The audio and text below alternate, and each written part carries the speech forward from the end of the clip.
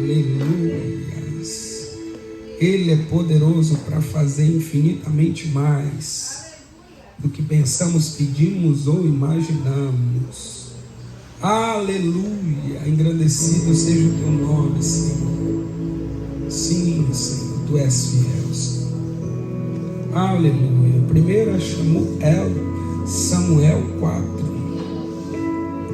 Oh, aleluia.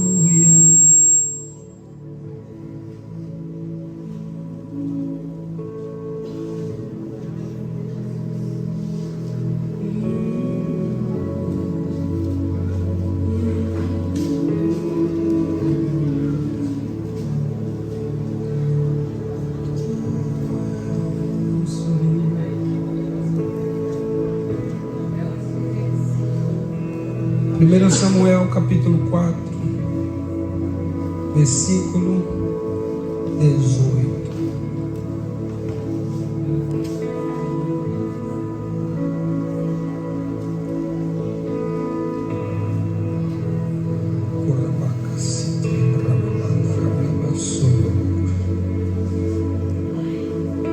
Quem ainda não encontrou, diga espera. Vamos lá. Versículo 18 do capítulo 4 diz assim: sucedeu que, fazendo ele menção da arca de Deus, Eli, o sacerdote, o juiz de Israel, caiu da cadeira para trás, ao lado da porta, e quebrou-se-lhes o pescoço e morreu. Porquanto o homem era velho e pesado, e tinha ele julgado Israel por 40 anos.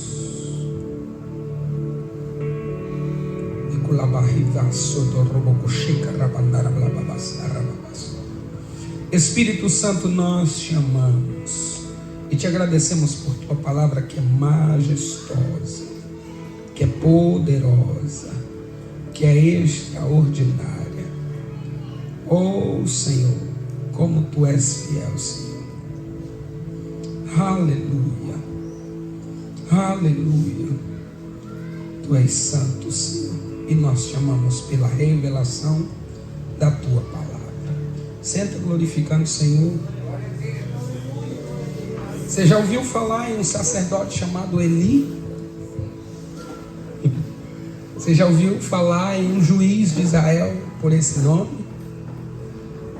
Às vezes nós temos o privilégio de ir para lugares que são lugares altos na presença de Deus. E alguns de nós, ao galgar, ao chegar nesses lugares, não honram a posição em que foram colocados. Quantos homens e mulheres de Deus estão servindo ao Senhor e estão perdendo a conexão com o Eterno? Estão tornando do Evangelho um comércio. Estão fazendo o que ele bem parece fazer. A Bíblia nos conta que Eli foi um sacerdote e ele começou bem. De repente, ele casa, ele tem 2 filhos, Ofni e Finéia. Mas a sua presença marcante no templo demonstra a sua ausência marcante em casa. Embora morasse no templo, de repente as suas crianças estão crescendo, se tornando homens, jovens, e começam a profanar o lugar da glória de Deus. E o pai sabe o que eles estão fazendo e não os corrige. Aí começa a tristeza do coração de Deus em perceber um homem posicionado em um lugar, mas que começou a passar a mão na cabeça dos seus filhos. Ofni e Finéia começou a se prostituir no altar. E começou a fazer pouco caso de tudo que era apresentado a Deus. Não havia mais temor no coração daqueles jovens. Não havia mais respeito. Não havia mais sequer a presença de Deus. No meio da família de Eli, Deus tinha um contrato espiritual. Quando Deus estabelece o seu tempo, não importa se a pessoa está boa ou se ela está ruim, importa se ela se posicionar, ela vai deixar um legado de honra. Mas se ela não se posicionar, ela vai viver o tempo estabelecido por Deus e vai morrer em desonra. Ele não é a única figura no Evangelho a morrer com desonra. Teve um profeta que nós o consideramos muito, tendo sido um profeta cheio da unção de Deus, que também morreu em desonra. Seu corpo foi jogado no buraco. Embora tivesse unção em seus ossos, ele tinha um problema de autoestima. Ninguém podia olhar para ele e achar ele diferente, que ele se manifestava com ira e usava do dom que ele tinha para manifestar a ira de Deus. Às vezes, homens e mulheres de Deus recebem de Deus uma unção, poder, algo que quando Deus dá, Deus não tira. Pode estar como estiver. Uma vez que recebeu a unção, a graça, a autoridade, uma conexão, a palavra dele, desse infeliz, tem poder, embora a sua vida não esteja no altar. Uma vez que nós vimos uma aberração no meio do evangelho nos dias de hoje, nós precisamos entender que a honra não é para homens, mas o que ele carrega, a unção. Por isso, muitas das vezes, nós conseguimos engolir goela abaixo algumas informações, não pela pessoa, mas pelo que ela carrega, pela unção que traz a informação. Ele foi capaz de estar no templo antes de sua morte e receber a visita de um homem chamado Elcana. Está no capítulo 1 de Samuel. E ele vai ali e leva a sua esposa Ana. Possivelmente Penina, que também era sua esposa, não tenha ido naquele dia. E Ana entra dentro do templo e começa a chorar, a soluçar, a agir de uma forma que a expressão dela era de quem olhava para ela, dizia: ela deve estar embriagada, deve estar bem aqui, fora de si.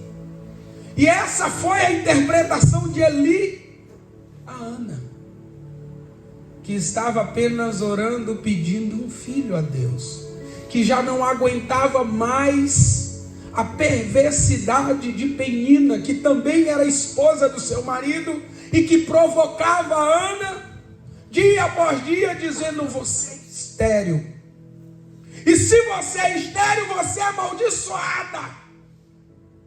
Imagina que Ana comeu o pão que aquela mulher amassou. Penina amassou um pão e Ana tinha que engolir a seco todos os dias. Chega um momento no templo que ela faz uma oração diferente. Ela diz: Senhor, Adonai, se o Senhor me der um filho, não será meu, será teu. Eu o devolverei eu trarei de volta ao templo e ele será teu. Eu creio que o Espírito Santo entrou em Ana e ela liberou a palavra sobre Samuel que viria, sem saber que seria Samuel. Ela disse: ele será um profeta.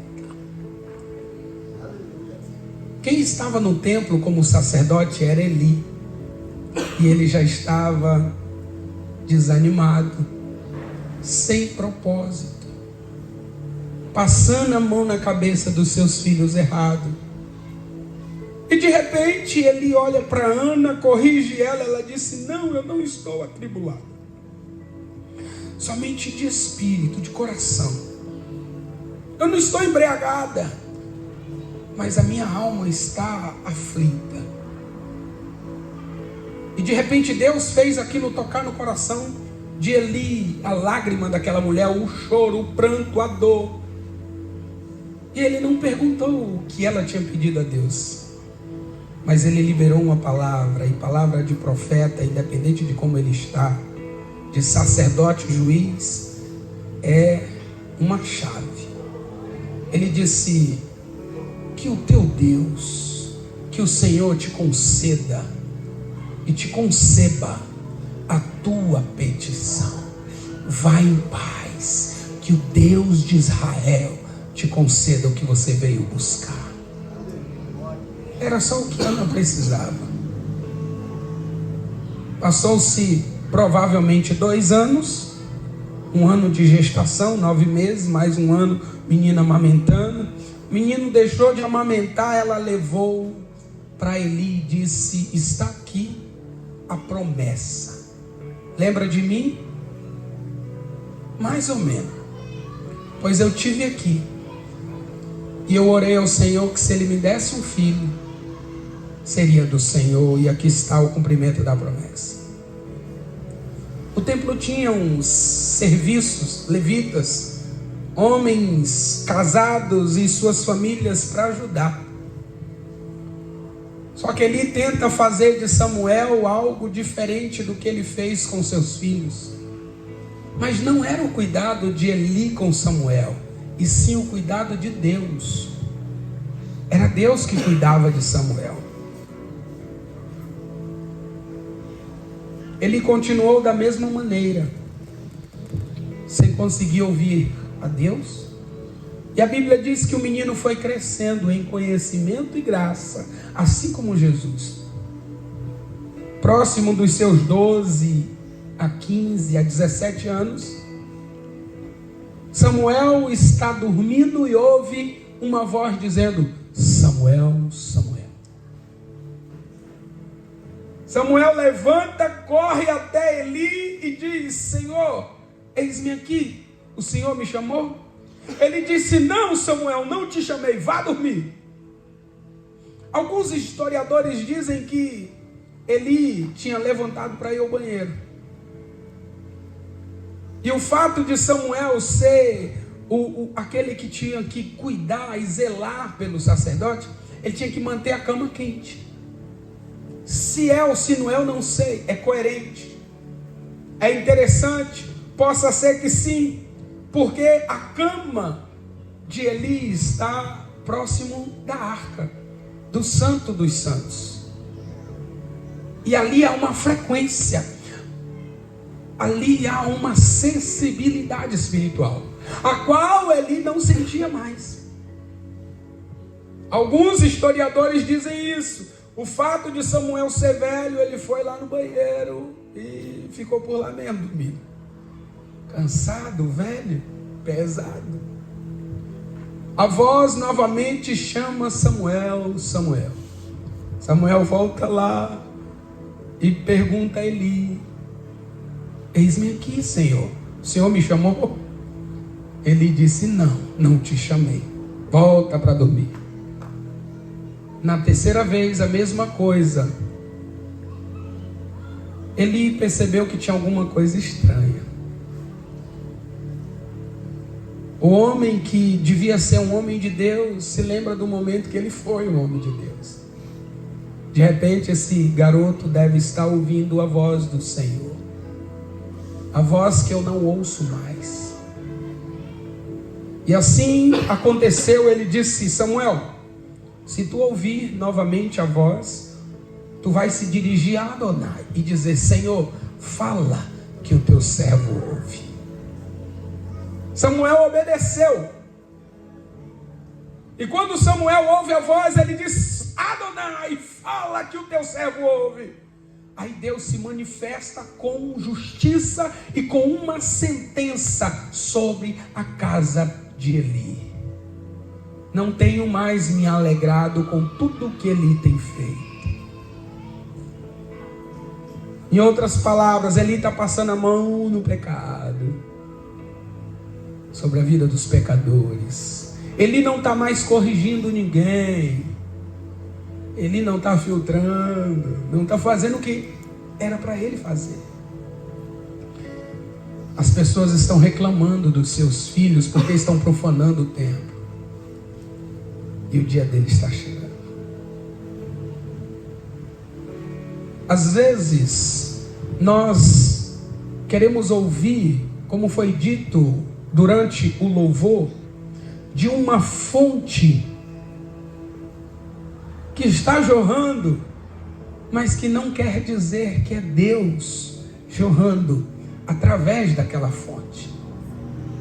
E nós nos preocupamos a tantas as informações para todos os lados.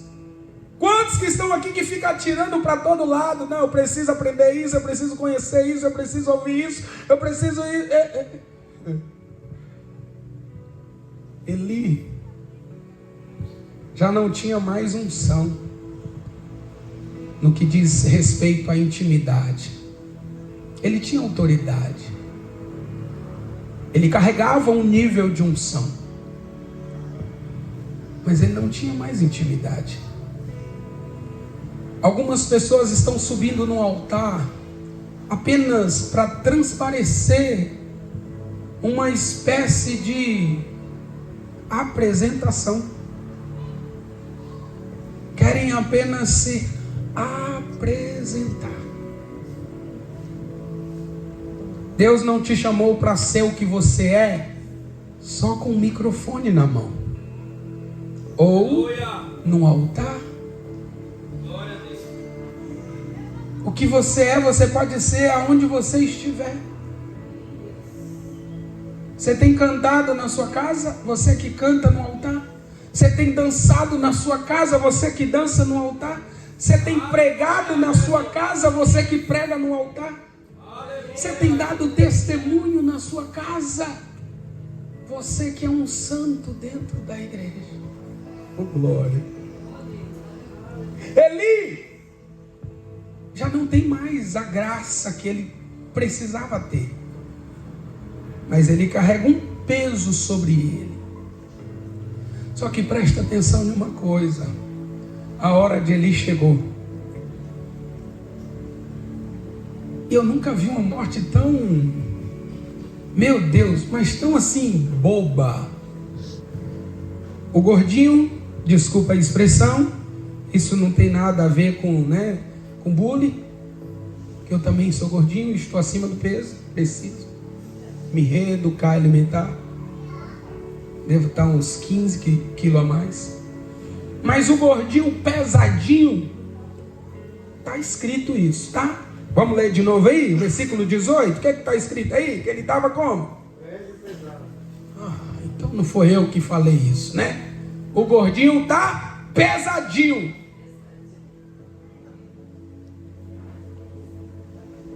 O que é o pesadinho? É aquele que está sentado lá. Traz aí o feijão. Traz aí. Levanta, pai. Levanta. Não dá. Tá ruim. Graças a Deus não tem ninguém aqui nesse nível. Ele extrapolou. Ele não sabia mais o que era jejuar. E jejum é coisa de crente, tá, irmãos? Quando Jesus diz assim: quando vocês jejuarem, Jesus não disse: por um acaso, se vocês quiserem jejuar. Não. Jesus tinha certeza que os discípulos dele, que os servos deles iriam jejuar. não seja como Eli. A ausência do jejum, da consagração, vai te engordar. Vai fazer você ficar pesado. E não adianta, presta atenção nisso em nome de Jesus. Existe um nível de peso que não provém de Deus, além desse peso de gordura, de muito alimento, que é o peso da informação. Você pode saber muito, mas precisa ter um propósito. Tudo que você está aprendendo. Abrindo um parênteses para falar um pouco de um testemunho pessoal, eu tive a oportunidade, antes de casar, de ingressar em alguns serviços, de me aperfeiçoar em algumas situações por necessidade. Entrei em uma empresa, de uma forma, a empresa ofereceu o curso, e ali eu fui aprendendo, desenvolvendo. Ai, que bênção, que glória! E aprendendo e entendendo. Pera aí, tem um propósito. É porque para onde Deus está me levando, eu preciso saber fazer isso. Não significava que eu deveria, no futuro, manter a minha vida dentro, enquadrada àquela profissão. Uma informação que vai te levar a uma edificação, a uma clareza, é uma coisa. Uma informação que vai te deixar pesado, que não resolve nada, que não dá em nada, é perca de tempo. E tempo é precioso, irmãos, demais. Eu não vou dizer que tempo é dinheiro, porque o dinheiro não pode comprar o tempo. Uma vez que você perde o tempo, irmão, você não recupera ele nunca mais. Deus te dá uma nova oportunidade, mas aquele tempo perdido já era. Tempo é precioso. Como você está gastando o seu tempo? Engordando seu corpo físico, a sua mente, a sua alma, o seu espírito, ficando pesado a ponto de não conseguir se locomover ao propósito do Senhor? Ele está sentado na cadeira, seus filhos estão na guerra, seus filhos foram mortos, ele ouviu a notícia, ele morreu 2 vezes. Por revelação, ele infartou, caiu e quebrou o pescoço. Morreu. O seu ministério levou 40 anos. Um ciclo pelo qual Deus já tinha determinado. O ministério dele era para terminar assim, olha. Samuel crescendo, ele entendendo, Deus fala contigo, meu filho. Você vai continuar, toma aqui o cetro. Você vai assumir, tá? O papai, porque era assim que ele era para Samuel. Ele criou Samuel. O papai, que não era vovô, agora vai descansar e ver você seguindo esse legado. Era para finalizar assim, com honra. Mas não. Infelizmente não foi assim. Pastor, o que o senhor quer dizer em profundidade dentro desse texto? Uma vez que um homem de Deus se comporta como não deveria, pode ter certeza que Deus já estabeleceu a sentença sobre a vida dele. Não cabe a mim, não cabe a nenhum de vocês querer apontar e dizer, tem hora que dá vontade de orar para Deus matar uns infelizes que usam a rede social para extorquir, para arrancar o sangue das ovelhas. Senhor, mata esse cidadão. Deus fala, descansa o coração, a sentença dele já está estabelecida. Porque está escrito nos últimos dias, engodo, engano, eles vão se apostatar da fé. E por isso precisa ter um veículo para isso.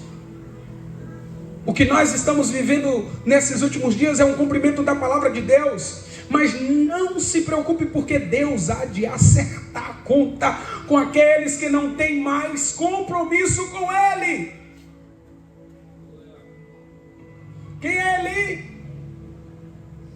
É um sacerdote juiz de Israel. O que é que ele carrega? Uma unção que Deus deu e Deus não tira. Embora ele não tenha compromisso, não tenha mais responsabilidade, não tenha mais sensibilidade para ouvir Deus, ele ainda carrega uma unção. Uma vez que você ouve uma informação, presta atenção nisso para que você não se escandalize.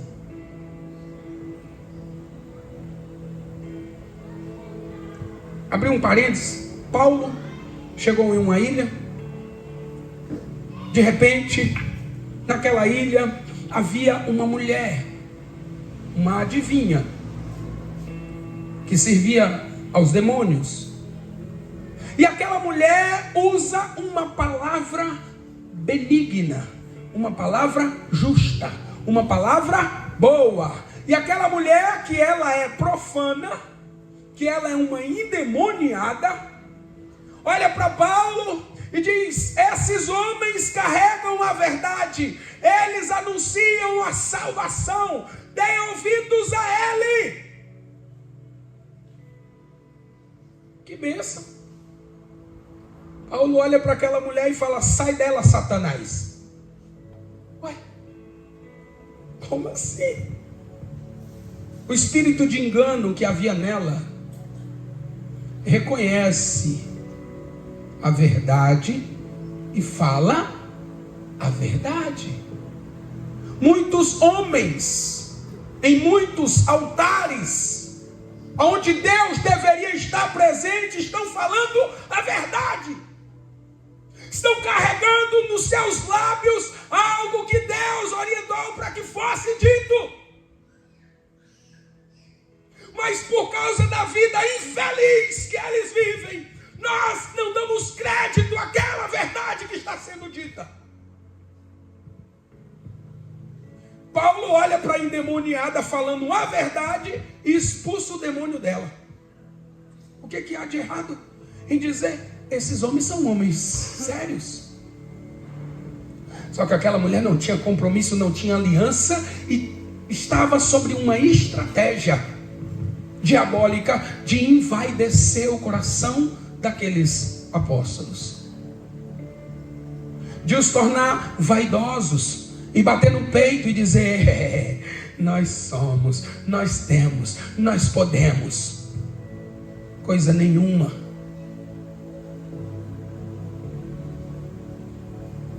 Eu posso dizer isso com prioridade. Eu sei o que eu passei, o que eu passo, e em todas as coisas, glória a Deus. Sejam provas, sejam lutas, sejam bênção, glória a Deus.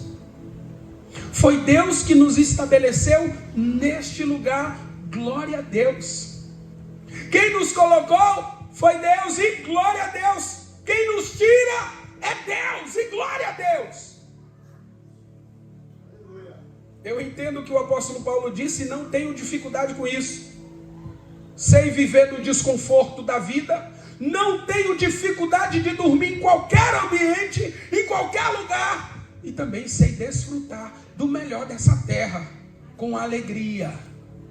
E isso não vai mudar quem eu sou.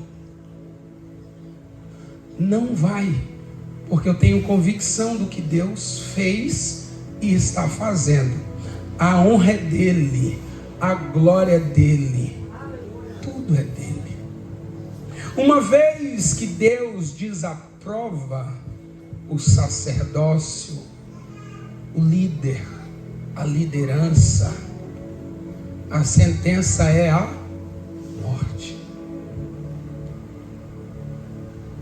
Deus é Deus, irmãos. Há um ditado, quando eu era criança eu ouvia muito, que quem brinca com fogo se queima, e quem brinca com Deus morre. Nós não estamos mais em tempo de brincar de ser crente, irmãos. Pelo amor de Deus. E a prestação de conta que nós queremos que os líderes tenham conosco não nos cabe. Eles terão, ou nós teremos, com Deus. Você está fazendo o que você deve fazer?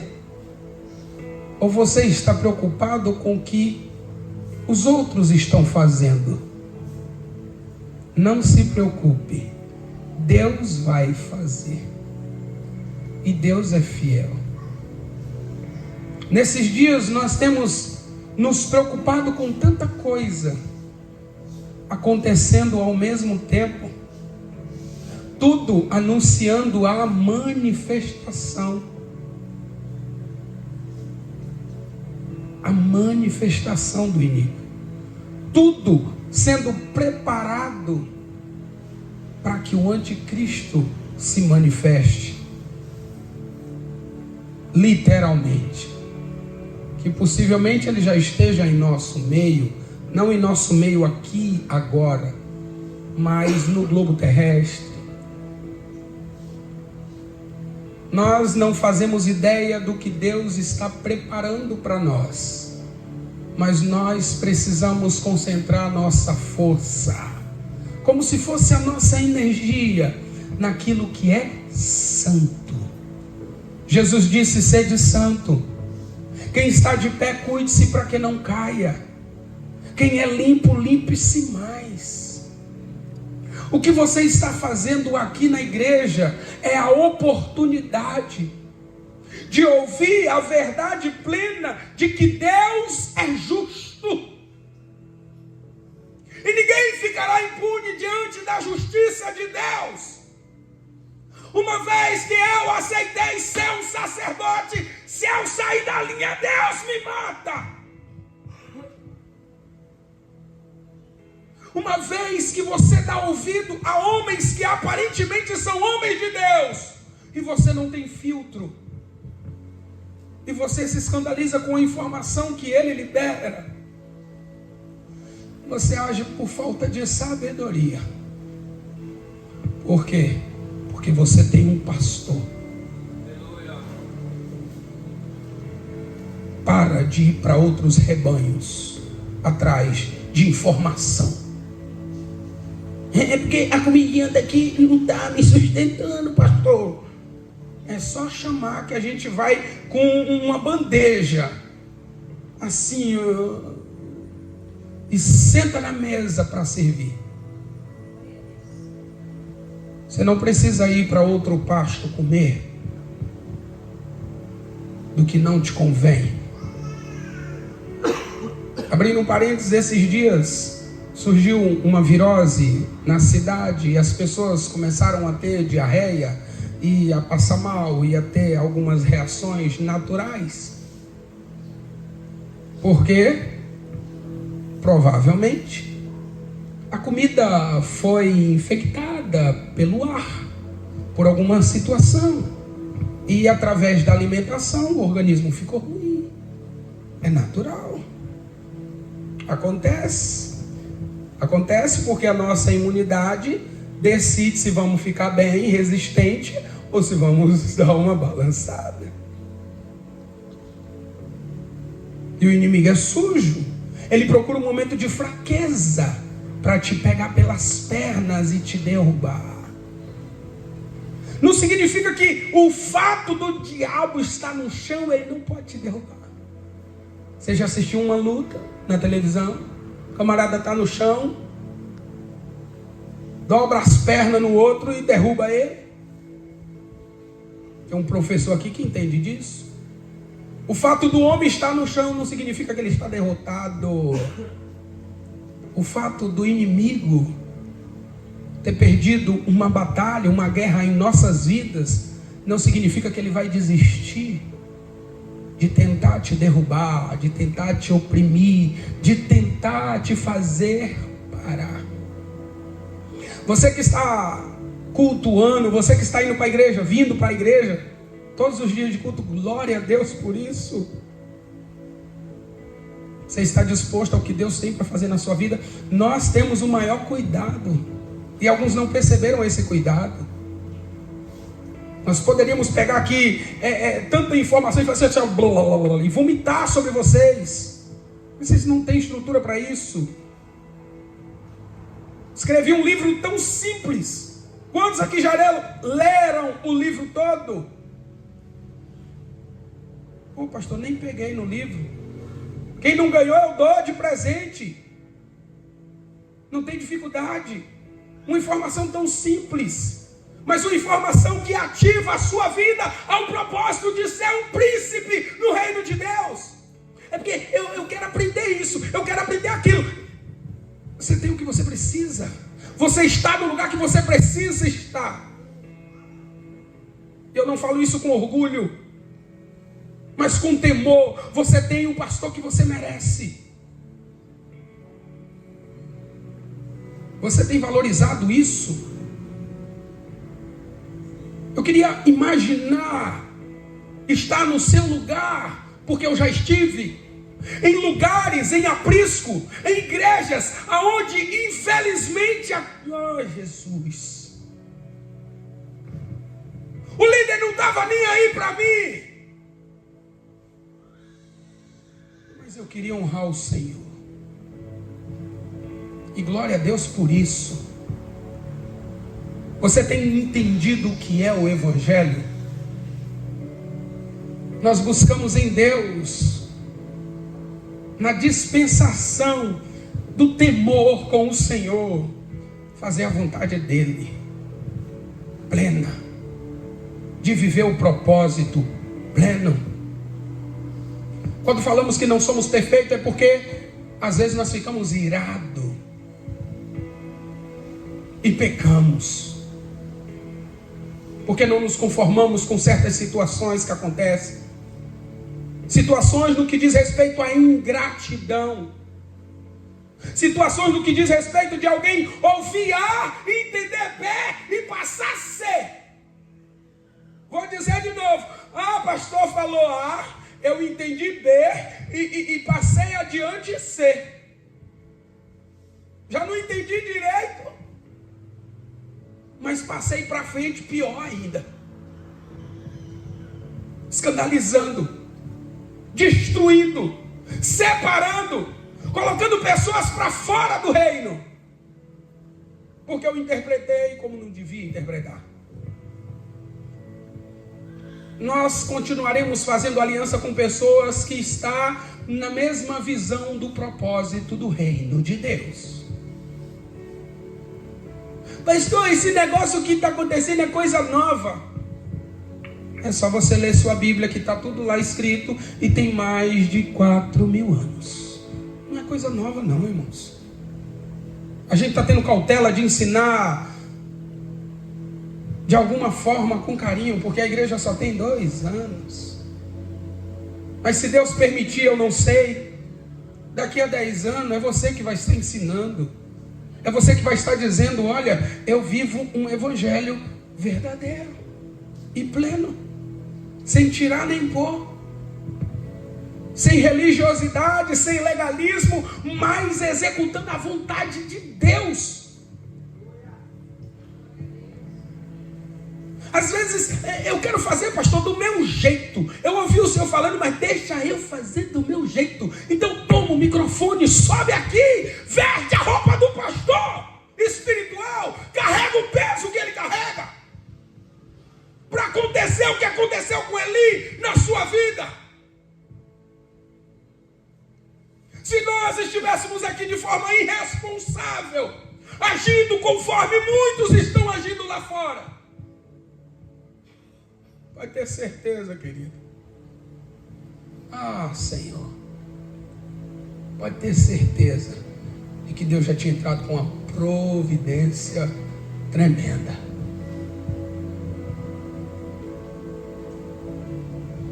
Porque uma vez que a gente brinca com Deus, Deus começa a tocar assim, ó. Essa aqui não vai dar certo, porque você está muito atribulado, seu infeliz. Deixa eu matar ela dentro da barriga da sua esposa. Não brinca com Deus, não. Pastor, eu tive abortos, problemas que não foram resolvidos no passado, postura, situações que não foram compreendidas, posições que não foram tomadas. Você já se arrependeu do que você fez? Você tem se arrependido? Ou você tem perguntado a Deus: Senhor, o que eu fiz te agradou? Porque uma vez que antes no mundo, antes de se converter, nós tínhamos uma vida profana, a nossa conversão não vai apagar as consequências daquela vida profana. Houve perdão, houve um reconhecimento, houve diante de Deus um lamento: Senhor, não é remorso, é arrependimento. Eu estou na igreja, pastor, eu não consigo largar o cigarro, eu não consigo largar o álcool, eu não consigo largar isso, porque eu não quero nada com o Senhor.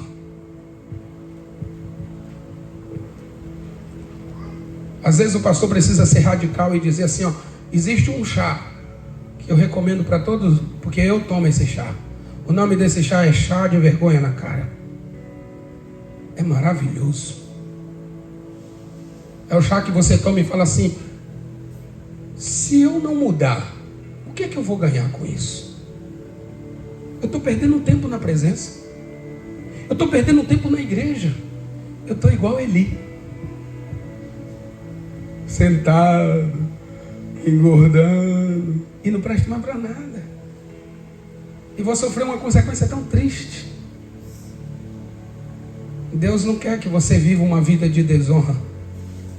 O que você está vivendo pode melhorar dependendo do que você decidir no seu coração. Deus podia mudar o quadro da situação de Eli. E Deus queria. Porque Deus deu a ele 40 anos, irmãos. Samuel não tinha nem nascido ainda, ele estava atribulado. Samuel cresceu já um jovenzinho e ele continuou atribulado.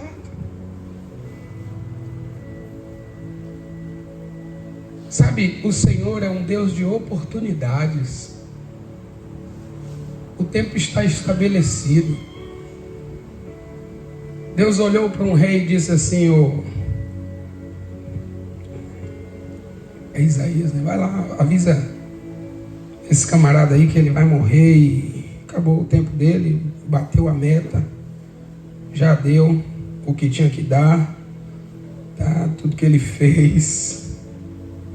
E diga para ele para preparar a casa, porque eu vou recolher ele.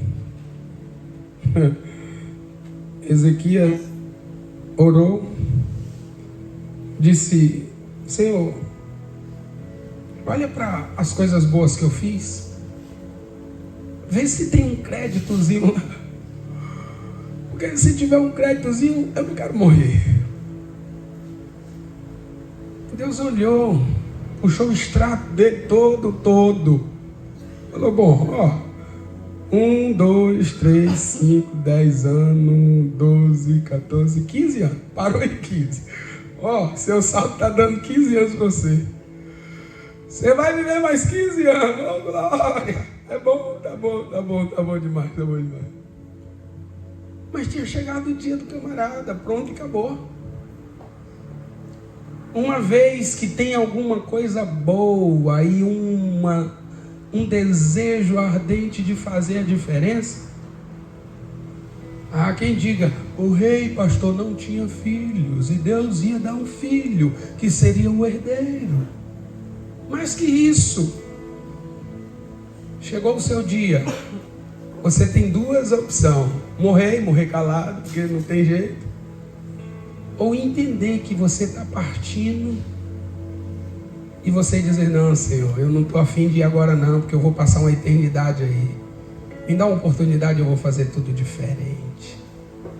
Ou você não precisa nem chegar a esse ponto, é viver mesmo a diferença. Quando Jesus fala assim, eu vim para que tenham vida e vida em abundância, Jesus não está se referindo aos céus, irmãos, ele está se referindo agora. Não existe vida em abundância dentro desse contexto celestial, espiritual, não. É vida física. Mas existe uma fonte. Existe uma água limpa. Existe uma porta. E essa única porta, Yeshua, se for confundida, você vai entrar no caminho da morte. Não há outra opção. É só Jesus.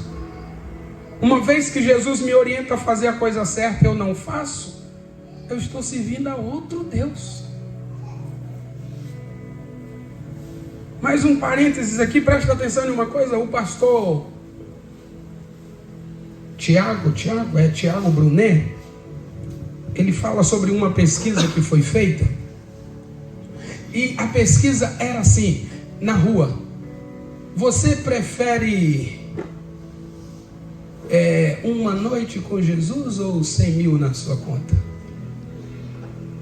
Aí o povo, prefiro 100 mil agora. Você prefere um diálogo com Jesus ou 1 milhão na sua conta? Aí as pessoas, 1 milhão na conta. E ali, sempre escolhendo dinheiro. E ele fala assim, olha, o problema da pessoa não é o diabo. Não é. Porque se fosse perguntado assim, você prefere Jesus ou o diabo? As pessoas iam dizer Jesus. Mas quando se refere ao dinheiro, a mamon, às riquezas, esse é o demônio que tem tirado homens de Deus da presença. E como tem feito isso? Eu louvo a Deus, porque um dia eu disse ao Senhor, eu disse assim, Senhor, eu sei que um dia o Senhor vai me dar muita, mas muita riqueza. Eu disse isso a Deus, tem muitos anos. Eu disse, o Senhor vai me tornar muito rico. Sabe o que eu vou fazer com isso? Eu vou devolver tudo para o Senhor. Aleluia. Tudo. Eu só quero ter o prazer para dizer para Mamon e para o diabo assim, olha, o meu coração está no altar. E quem está sentado sobre o trono da minha vida é o Rei dos Reis e Senhor dos Senhores. A diferença de muitos pastores, profetas, sacerdotes, apóstolos, semideus, sabe qual é? É que eles não foram forjados, como alguns foram, como eu fui. Eu fui estagiar no sertão da Bahia. Fui para lá, eu passei fome lá, evangelizando. E para mim foi maravilhoso, porque eu estava fazendo algo por amor ao Senhor. Eu abri mão da minha vida, não foi uma, nem duas, nem 3 vezes. Foram muitas vezes, de dizer assim, pode ficar tudo para trás. Eu vou recomeçar do zero. Não foi uma, nem 2, nem 3 vezes. E todas as vezes que o Senhor falou e falar, eu vou dizer sim, Senhor. Quem manda é o Senhor. Acabou. Não é para se aparecer, não é para dizer eu sou o bambambam. Faça o que eu já fiz, para você vir para cá. Passe pelo que eu já passei, para você dizer assim, ó, eu sou pastor.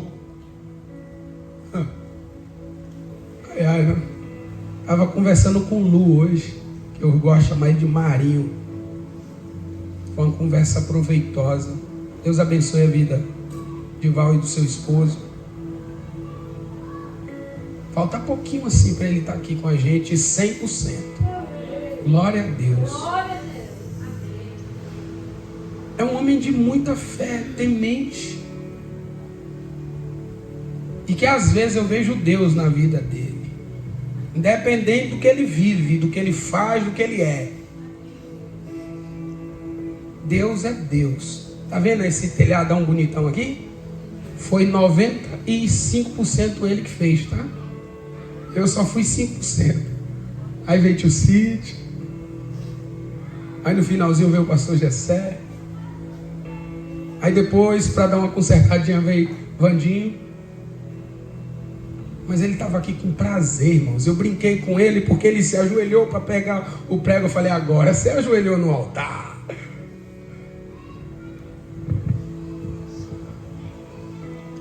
O que eu quero dizer é, você que está aqui, seja mais crente do que os que ainda não estão aqui. Tenha mais fé do que aqueles que estão tendo mais fé do que vocês e ainda não estão aqui. Nós temos um privilégio, uma oportunidade, e diante dessa oportunidade, o que é que nós estamos fazendo com ela?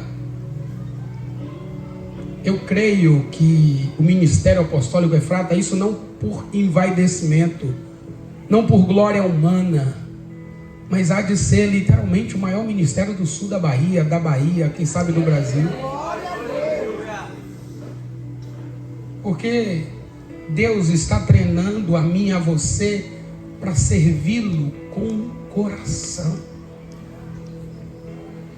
E quando você de fato pegar a senha, você não vai se apegar a nada. A nada. Sabe o que é nada? É nada. Hoje a minha dificuldade é saber se eu estou plantando em uma terra que Deus aprova ou não. Só isso. Porque se Deus falar eu aprovo, eu semeio. E acabou. Nós vamos partir desse mundo, irmãos. Pelo amor de Deus. Um dos defeitos de Eli, ele não queria perder a sua posição, com medo de corrigir os seus filhos e de ter que perder o seu lugar, porque deveria ser removido dali, mas ele tinha que se pronunciar, se comportar, mas não se comportou como deveria. E pode ter certeza de uma coisa: eu creio que Deus há de fazer coisas extraordinárias em cada um de nós e através de nós. Eu volto a dizer o que disse há muitos anos atrás, muitos não, né? 2 anos. Nós estamos começando. Eu acho que não estamos começando mal. Eu acho bonito, interessante. Uns dias atrás eu vi o tio Cid deixar rolar algumas lágrimas. É um homem, mas chora. Ele vinha andando sobre esse lugar, olhando. Pastor, olha para isso. A gente estava do lado de lá, não tinha nada. Quanto tempo tem isso? 20, 30 anos? Não, irmãos. Você consegue dar valor aos mínimos, às coisas pequenas, aos detalhes? Então faça parte da mudança. Porque se grupos pequenos, quando tem a reunião do... como é que chama? A comissão, não, a comissão de fazer alguma coisa? Não. Movimento de limpeza, como é que chama? Mutirão. Quando tem o mutirão, é 5, 6, 7 pessoas que vêm. É sempre assim.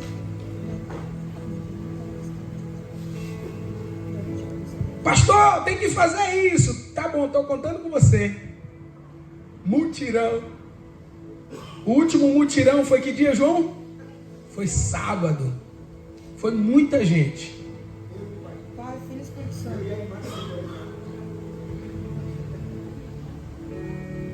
Se você decidir fazer parte do que Deus está fazendo,